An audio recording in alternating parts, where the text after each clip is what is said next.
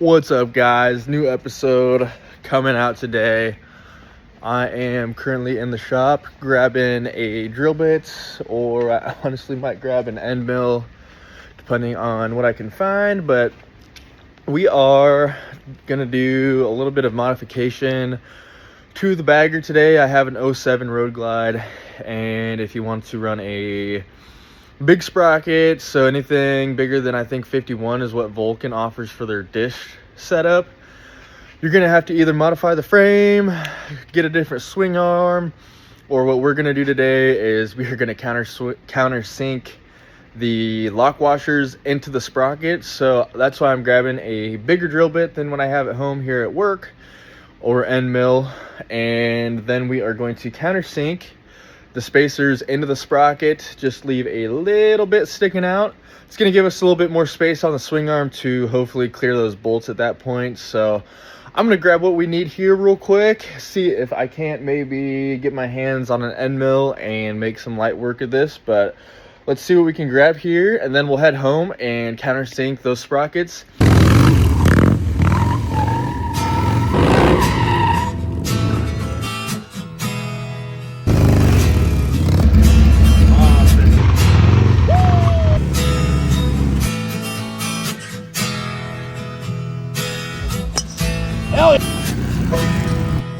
Might not have seen me in a while, or I haven't posted in a while. I've been real busy with work, and not only that, but a lot of my filming equipment actually burnt up in an eco diesel on the way to Galveston for that rally.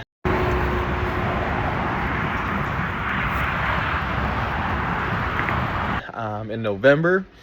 But we're back, we're filming. Audio might not be as good. I do have a great boss and great company to work for. They've already replaced everything that I lost, so that is awesome. It wasn't a company vehicle, so it makes sense, but work for some great guys. Insurance only covers up to like $300 of personal items, and it was over double that of the things that I lost, and they covered every bit of that, so definitely appreciate them. But let's get back to it. I am gonna hunt down this drill bit real quick. Got a bunch just laying around I might have to dig through. If usually the ones over here are less sought after, so might not be grabbing any of them. So I think the end mill was a great idea. I think I should have probably stayed at work and used the Bridgeport mill though, because I do have a pretty big drill press here in my garage, but it is not big enough to chuck this up. Chuck's not big enough for this, it's pretty fat. But what I am going to do is I'm going to take the sprocket into work tomorrow, ask our machinist if he can't countersink the spacers, or an area for the spacers.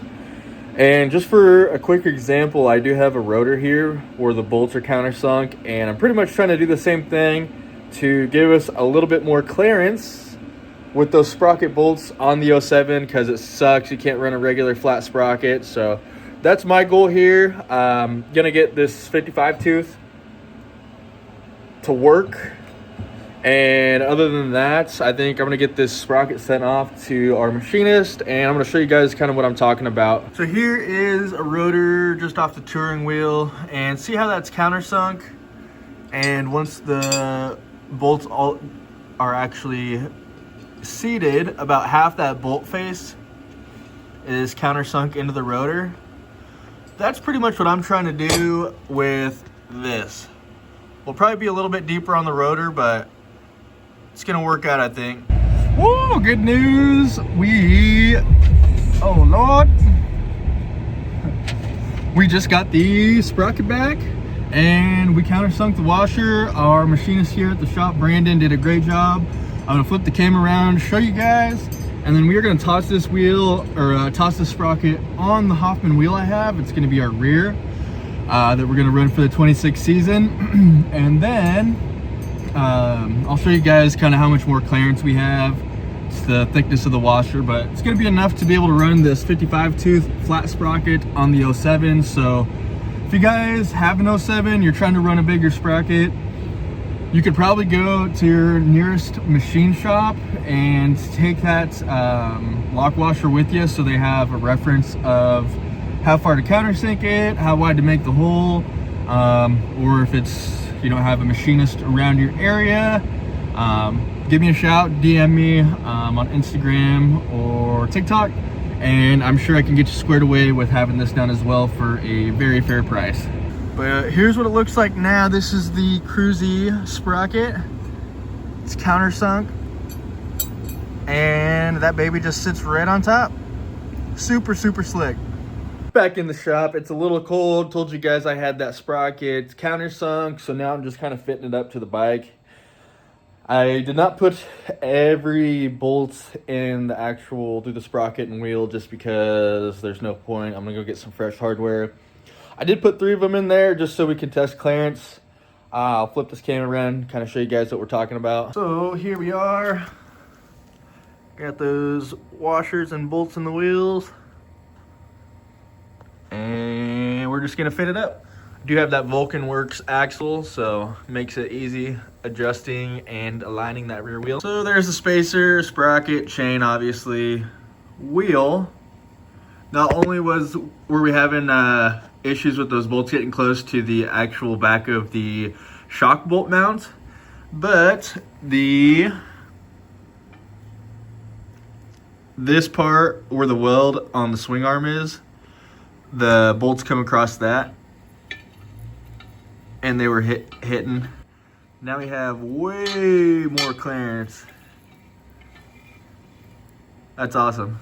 All right, well, that's all for today. Just kind of wanted to bring up that issue. I know not a lot of guys have 07s, even fewer guys stunt them, and even less guys want to put a 55 tooth flat sprocket on. But if you are trying to put a flat sprocket on, you're gonna have to countersink those bolts on an 07, countersink the washers on the sprocket to clearance the swing arm.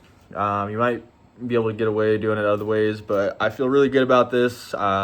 You know, we didn't take off too much material out of the sprocket. We only went like 1.4 mil deep, and we're doing pretty good. So if you guys stuck around for the full video, thank you. It is winter here in Nebraska, so it really sucks. It's kind of slowing down, but I'm gonna try to do as many videos as I can. The next video we should be doing is the bagger oil pan mod on the 6-speed touring bikes. This is gonna be a little bit different from the other YouTube videos that you might have seen, as we're not gonna be drilling and tapping and having our pipes be bent and all this other crap where your pipe's not flat and sticking up. And we have the tools and resources at work to, you know, mill down that oil pickup tube and kind of do it the right way. So we'll see what we can do and get back with you guys once we get that pan pulled.